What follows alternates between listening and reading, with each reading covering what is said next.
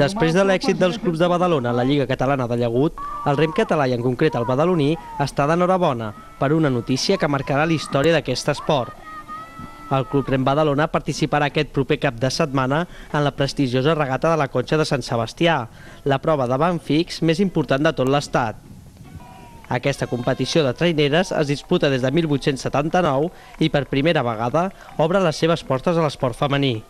8 tripulacions, entre elles 2 de catalanes, tindran l'honor de disputar-se la primera bandera femenina de la Conxa i, a més, podran emportar-se un premi en metàl·lic que serà de 6.200 euros per la primera trainera classificada, 4.000 euros per la segona i 3.200 per la tercera.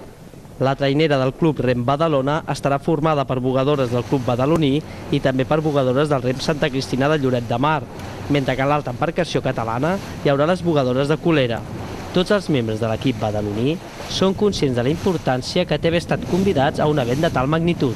Jo crec que hi ha 2 punts molt importants en aquesta representació a la Conxa. Un és el fet de la igualtat, que s'ha aconseguit que les noies puguin participar a la prova reina del rem, i això era un deure que quedava pendent, i de l'altra banda doncs, significa que qualsevol persona, qualsevol bugador està a la Conxa és el màxim. Llavors, que pel Club de Rem Badalona puguin estar les seves bugadores allà és històric. Després d'haver superat la temporada a la Lliga Catalana de Llagut, les bugadores han augmentat les sessions d'entrenament amb la trainera tant per conjuntar-se amb les bugadores de Santa Cristina com per habituar-se a l'embarcació. I és que remar amb la trainera del Cantàbric no és el mateix que fer-ho en el llagut català. Girar la trainera és molt diferent de girar el llagut. Fem el que podem, perquè realment nosaltres a la temporada l'entrenem amb el llagut català, que és la nostra embarcació, i hem agafat la trainera un parell o 3 de vegades, ¿no? Aleshores ens estem adaptant. Formas de remar diferentes, que lo que tenemos que hacer es tratar de conjuntarlas. Es un poco difícil, aparte, bueno, como nos juntamos pocos días, tenemos pocos entrenos para ir allá, pues es un poco difícil conjuntarlas.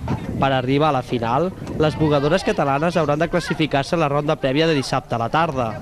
Les 4 primeres embarcacions es disputaran la preciada bandera de la Conxa diumenge a les 11 del matí. Val a dir que passi el que passi, aquí sí que el més important és participar-hi. Va!